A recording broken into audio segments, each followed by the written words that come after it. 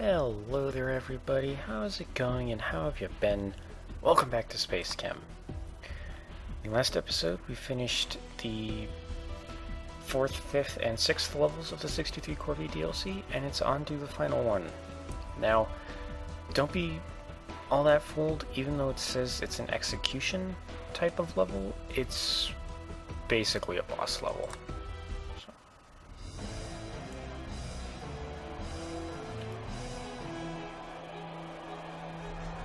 So it's the same kind of intro. One of our reactors is already placed for us and we can't move it. We once again have these single atom teleporters, a little decorative ship over here. And then we have this structure, a crash canister, which we have to fill. Now, even though it behaves kind of like a boss level, and as you'll see if I start it, we've got the whole little electrograv, we've got manual controls and whatnot. There's technically no way for us to lose to a boss because there is no boss, so it's kind of a weird hybrid of boss and production level, I guess. But the point is, or what am I saying? Not the point,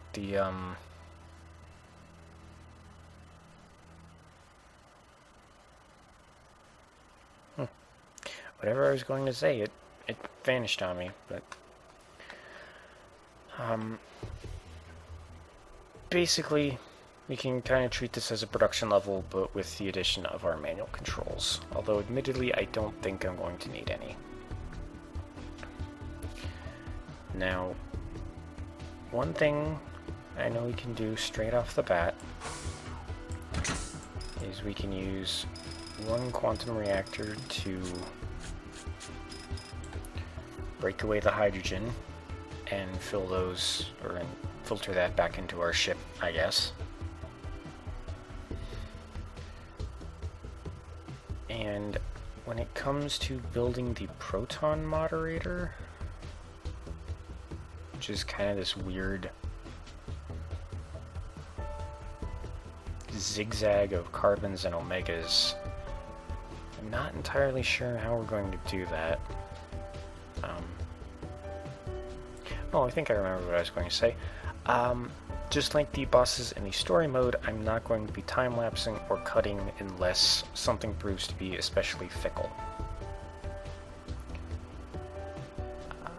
Yeah, I believe that's what I wanted to say. Well,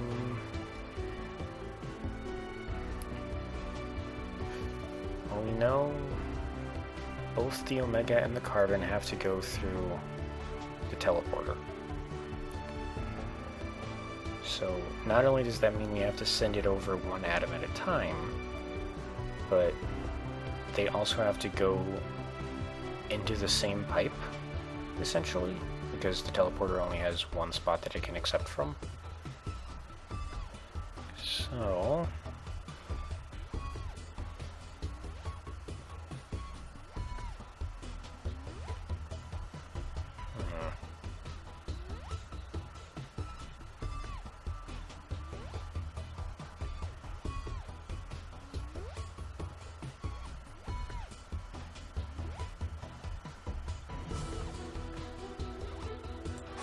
let's put our other reactor here. Feed the carbon rings into it, and I'm gonna have to find it again. The Omega atoms into this guy. This reactor is going to have to figure out how to alternate between one of the Omega elements that comes through and then one of the atoms from the carbon ring. And that might just boil down to clever red logic, and just have blue basically throw whatever comes through the quantum tunnel into the output pipe. And then of course this reactor is going to have the kind of difficult job of putting the proton moderator together. But know, let's just start at the beginning of the track and work our way forward.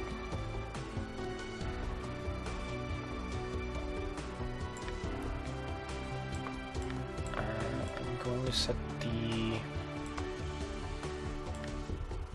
system up like this time around. Red's job is going to be simple. Calls in an Omega acetylene and slowly, atom by atom, sends it through the tunnel, or moves it forward while blue pulls it atom by atom through the tunnel. We'll grab. If he's got hydrogen,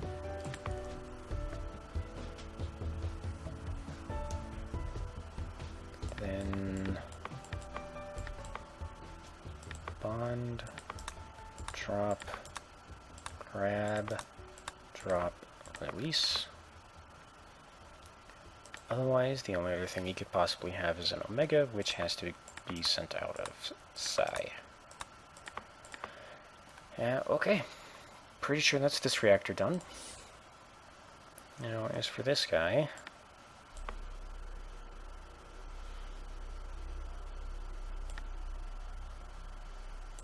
actually, I could have blue and red working together on processing down the carbon ring.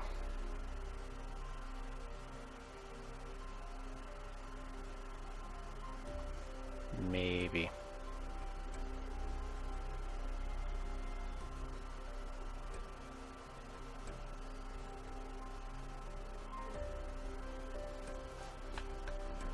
So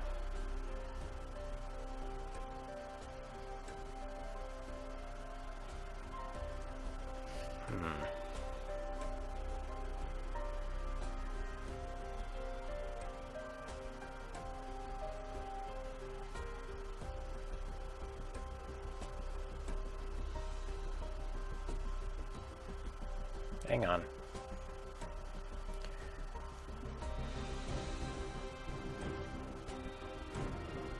Yeah. Red can actually get away with doing a very simple loop. Calls in an Omega because I want that to be the first atom that goes through. Does not grab it, just sends it through. Or I should say, teleports it over and then sends it out.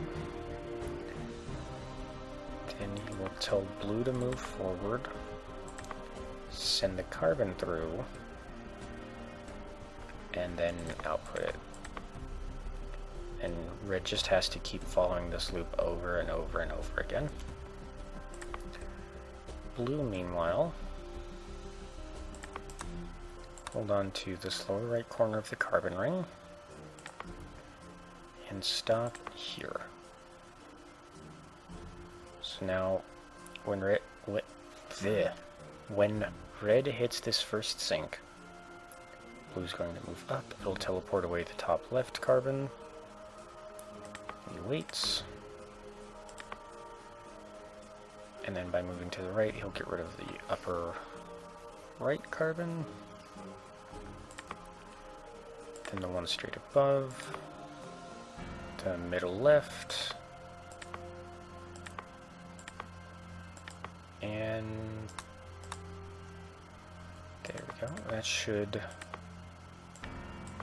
funnel all of the carbon atoms through from the carbon ring. And I can't work to the third reactor because the teleporters are kind of in the way. Now for this guy.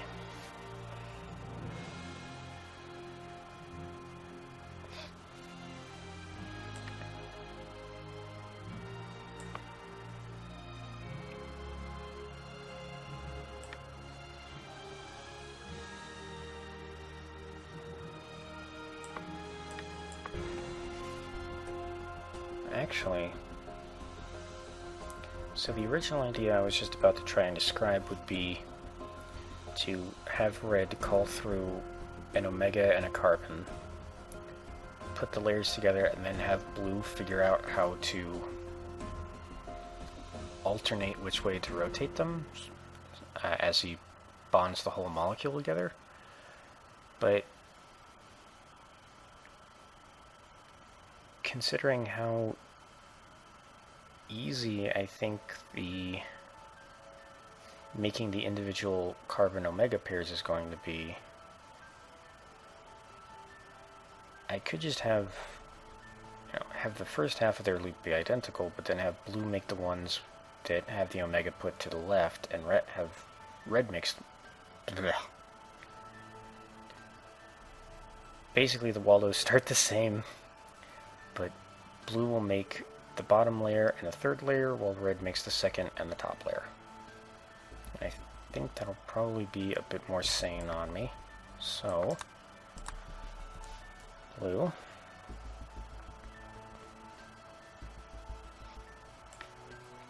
We will actually need to start over here and start back another space. So the first thing that comes through is an omega.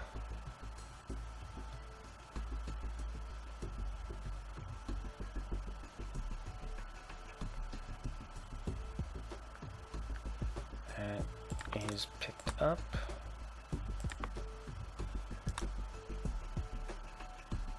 Put down.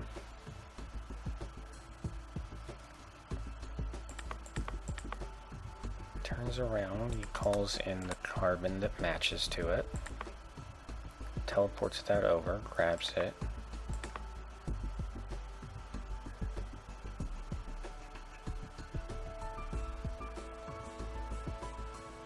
and how about he hits a sync, bonds, consequently red will be paused on a sync, and he will move forward onto a bond, which will create the double bond between the carbon and the omega that we need. Now red just has to follow the same process.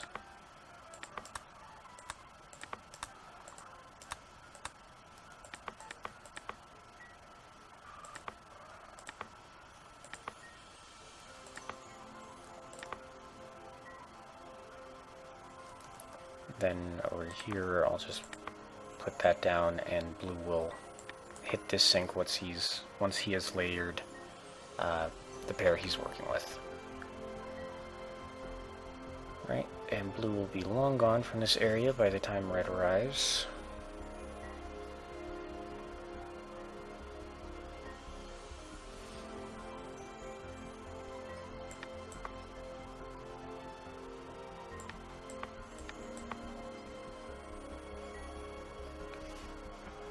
So,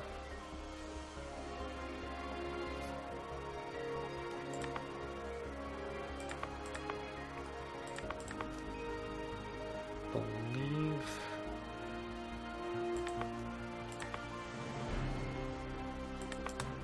that will work.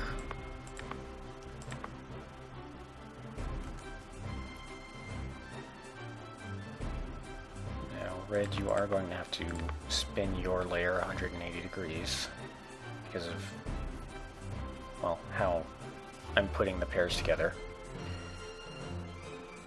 So this will flip everything so that red's omega is to his right instead of to his left.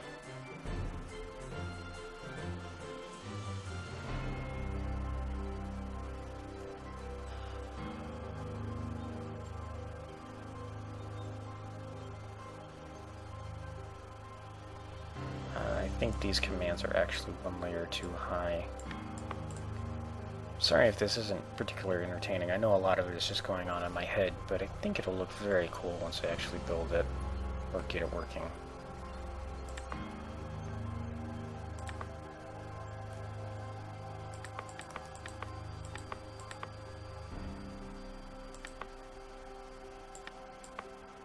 And just to save Red the effort of having to run all the way back over here to restart. There we go. And I think... wait, no. I still need to write the part for the output. So...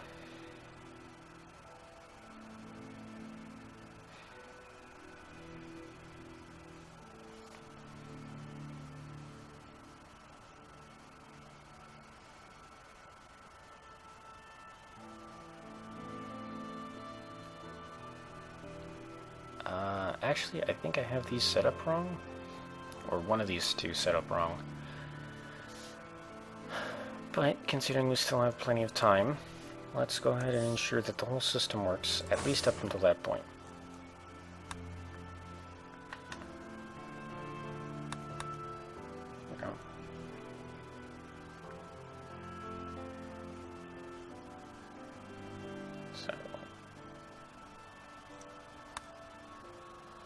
Okay, this rig works just fine.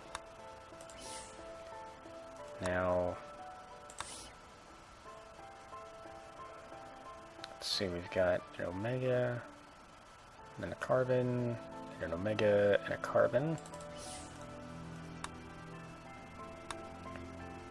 Just going to hit speed 2 because it's going to take it a while for the omegas to arrive in this reactor. And yeah, looks like this guy's dissolving carbon rings just fine. And yep, like I thought, they're not layering quite right.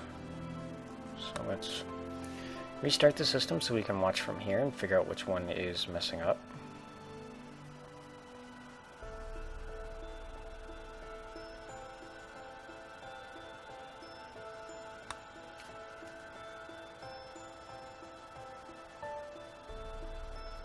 I think it's going to be red that's goofing up.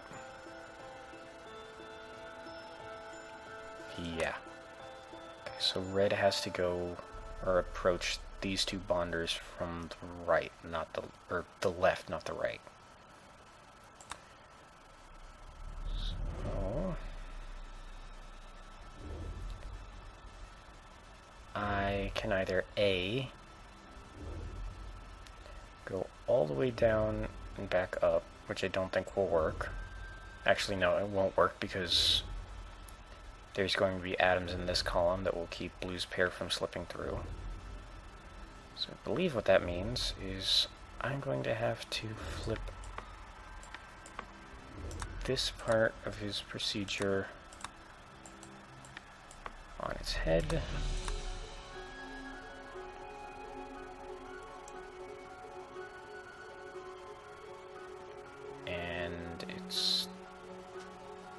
Still is not going to work.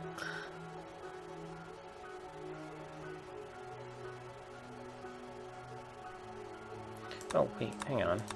Hang on. I know I'm deleting a lot of the symbols I'm going to put down again, but it kind of gives me a little bit more room to see.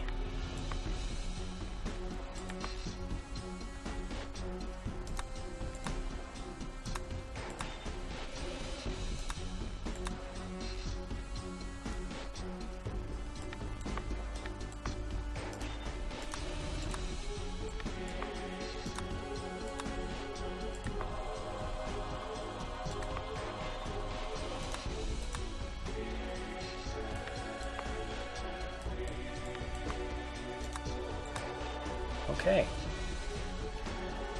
I think, in addition to actually getting red to put together the carbon omega pairs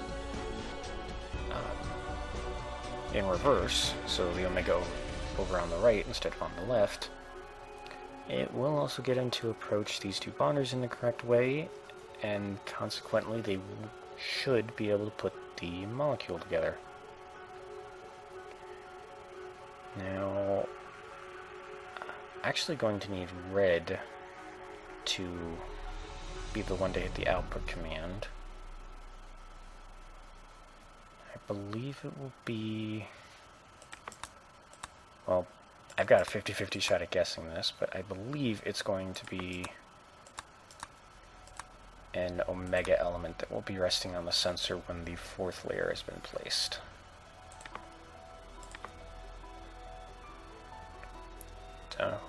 one way to find out, basically.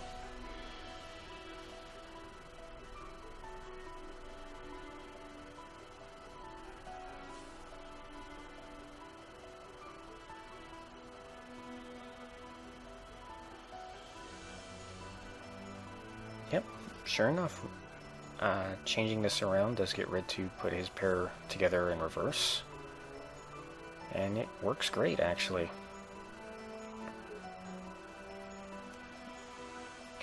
Don't have to worry about this Bond Plus interfering with anything, because,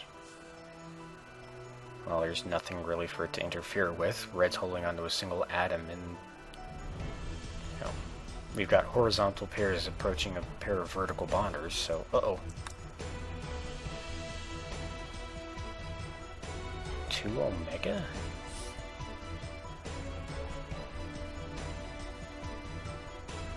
How did the second Omega slip through? Where's the carbon?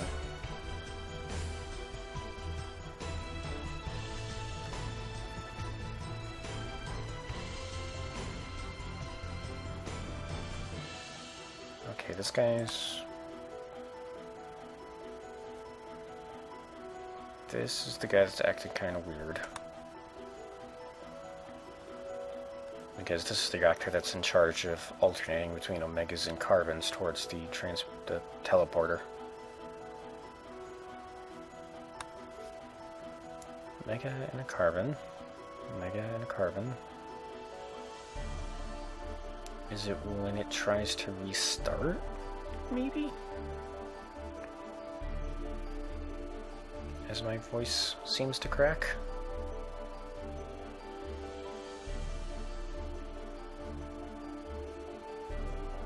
Carbon, Omega. Ooh. Wait, no, hang on. Carbon, Omega, Omega, carbon, okay.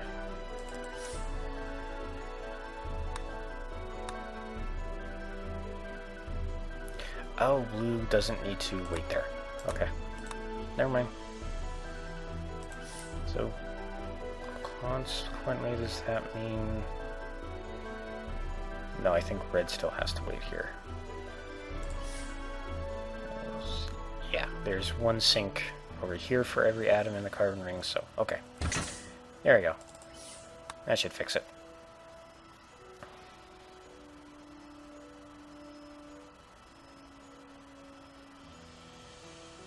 And there we go. We are completing the boss level of 63 Corvi. Well, I mean, I keep calling it a boss level. It is very much a hybrid of boss and production. I personally consider it a boss because it has the reactor controls, which are, you know, restricted to just the boss fights in the story mode. So, personally, I consider it a boss, but if you want to consider it a fancy production level, go right ahead. Doesn't hurt. Let's just click up the speed force so we can finish this off. It's not a particularly fast machine, but...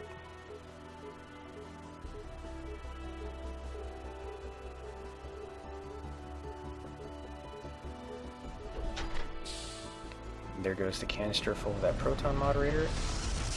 And just like that, we've wiped out a star. Gotten a very eerie message on our reading as well. But there you go. That was the...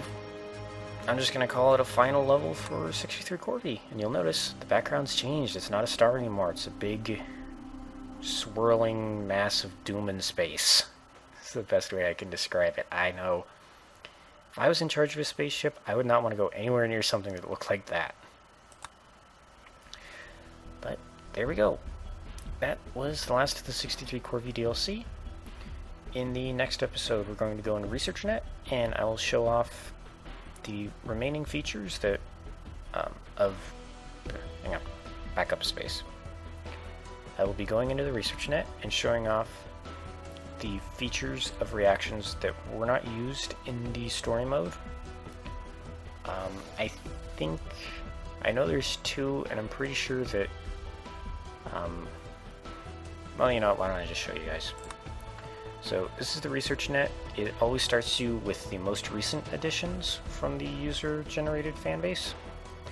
And these are very difficult puzzles, so I just keep clicking the older button. Actually, I wonder, can I? No.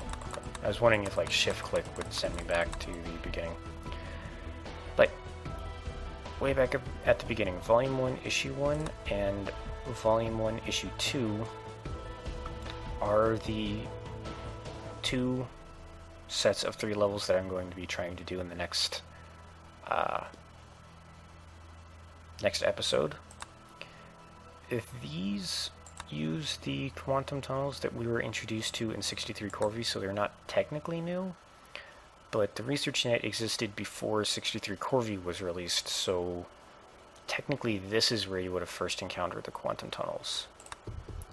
Then as for these guys, well, notice how it says fission instead of fusion?